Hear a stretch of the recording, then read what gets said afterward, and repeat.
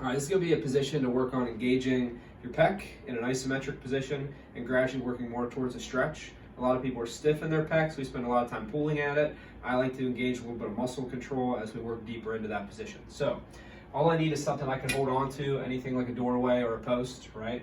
I'm going to show you from both sides. So starting off, I want to do this with my arm straight out in front of me, right? And I want my hand to be just below shoulder height.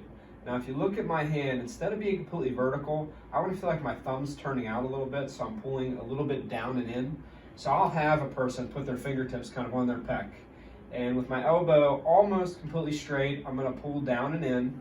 And I should feel my pec tense, but I shouldn't feel anything on the top of my shoulder. So I don't want it to come with this, right, which is my anterior deltoid and upper trap hiking my shoulder up. So starting off, it's just a down and in press, hold 3 to 5 seconds with my arm straight out front.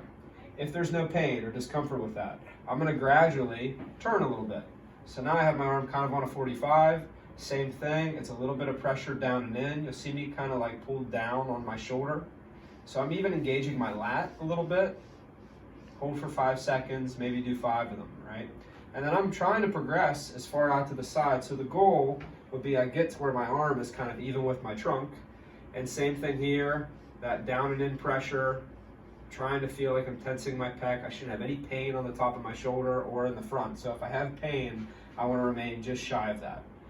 Other thing to note is I come out here to the side because my pec is in a stretch. It's going to want to start to pull my back into some extension. I do want to pay attention to that. So I do think about a little bit of tension in my stomach before I initiate that pull inward. So just quickly so you can see it from another angle.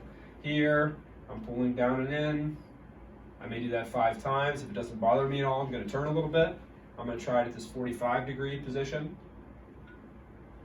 And then ultimately I'm trying to get myself as far into this arm straight out to the side as possible. Now as I get here, I have to pay a little bit more attention to my stomach as I pull down and in.